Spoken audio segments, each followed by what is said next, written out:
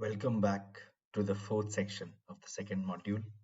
And in this module, we will learn about powder bed fusion in detail. So, as we have set up the strategy of watching a video first, let's go ahead with the quick video to understand how does powder bed fusion work. So, this video is of selective laser melting, selective laser sintering, one of the powder bed fusion methods.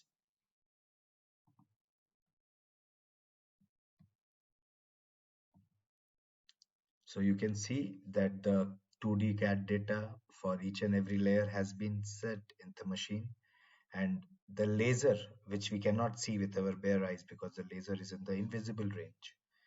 Uh, one layer of powder is spread and the laser selectively fuses uh, the powder particles to form solid bulk polymer parts.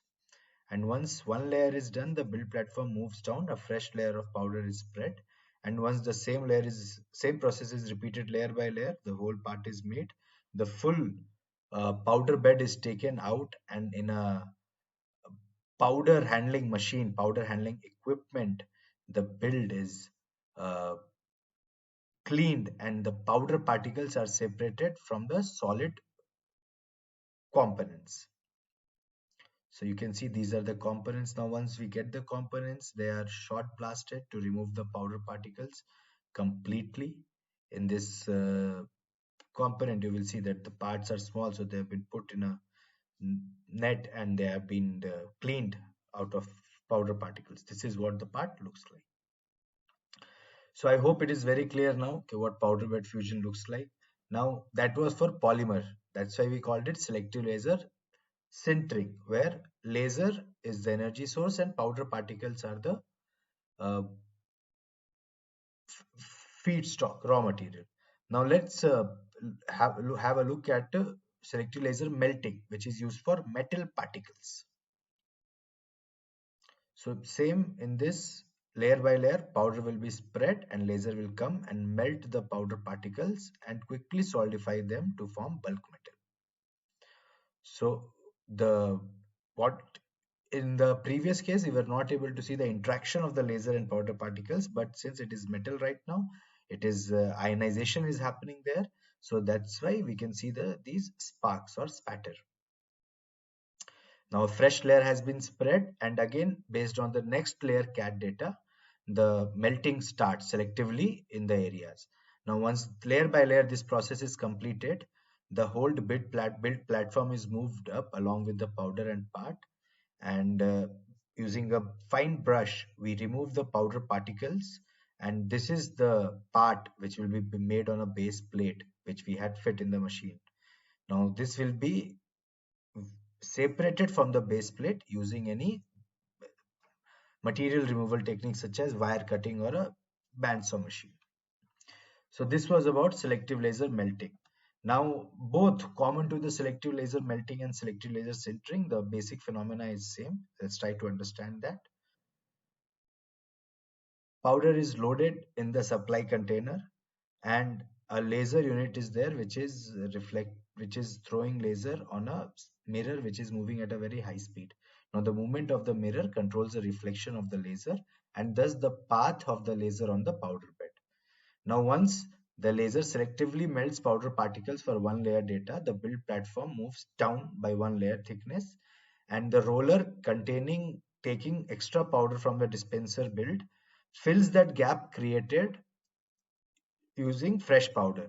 Now again the laser will start once the spread has been complete, and layer by layer the same process will be repeated until the process is complete. So selective laser sintering is basically used for thermoplastics like nylon, alumide, and the fundamental is same, that laser is the energy source and raw material powder particles of the thermoplastic material is the feedstock. And selective laser melting is exactly similar, but instead of photopolymers we are using metal powders. And if I have to generate a part in a particular alloy, the powder of the same alloy will be used. And the laser, instead of sintering here, what they do is the laser energy is adjusted in such a way that it melts the powder particles and quickly solidify it. So what we get, the solid part that we get in 3D printing using selective laser melting is a solid metal part which has been obtained after melting. Now, if I, in selective laser melting, if I change the laser head uh, with an electron beam gun, then it becomes electron beam melting. The same process, melting process will be done layer by layer, it will be done, powder will be dispensed in the same way, but I have changed the laser source, so it is being called now electron beam melting. Now, what are the advantages of using powder bed fusion is that the part tolerances are very good as VAT photopolymerization that we learned in the last module. However, the strength of the parts produced through powder bed fusion is usually better than photopolymerization, SLA. And the design complexity that we can achieve in powder bed fusion is the highest amongst all the additive manufacturing processes. The metal parts that we print using SLM, the mechanical parts are comparable to conventional components made using machining or casting. And the components that we make through powder bed fusion, whether it be in plastic or metal, they can be used for the fully functional end application. So they're not just prototypes, they can be used as end parts as well. And nowadays, the advantage of PBF is that there are multiple materials that can be printed through PBF in a single build. And the support structures that can be really optimized using the heat dissipation phenomena.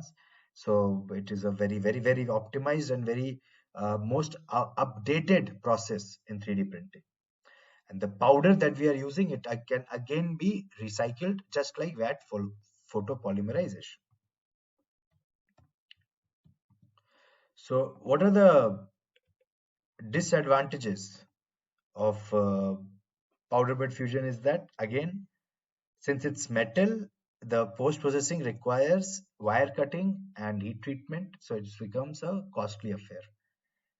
And raw material cost is also very high, approximately 10 to 20 times as compared to the conventional billets and blocks.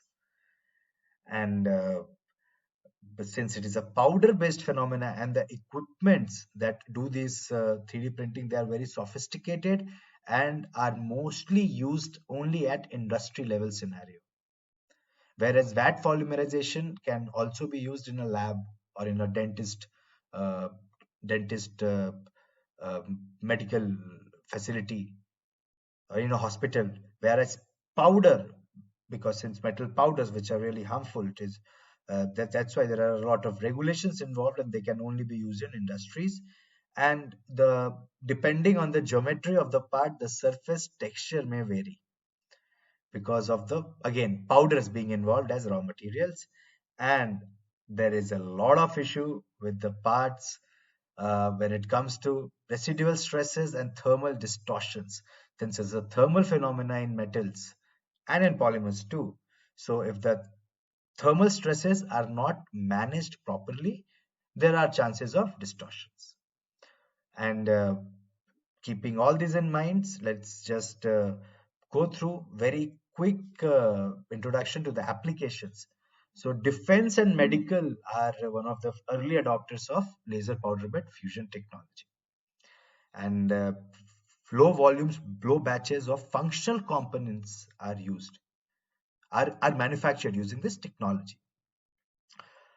Then in the common industrial hardware industry, what laser powder bed fusion is being used for one-off kind of machine parts. So designs which are required in very low numbers, which is not feasible to produce through casting or machining, can be made through uh, laser powder bed fusion. And then For regular manufacturing production processes where lakhs and millions and billions of components are required, there we can use 3D printing, laser powder bed fusion, not to make the end component, but to manufacture the jigs, grips, and fixtures. And definitely, we can do a low volume production of small components where the batches is in from hundreds to thousands. Then a quick rapid prototyping can be done for very complex designs in metal and polymer both without actually investing in the tool or mold. So this is a very big advantage, and you can actually do functional testing on those prototypes. They cannot be only for ideation and visualization. And now this is one of those technologies which is heavily used for end production of low batch components. It is also used for architecture models, SLS to be precise, not metal, but SLS, polymer laser powder bed fusion is used for architectural model. So that was about laser powder bed fusion.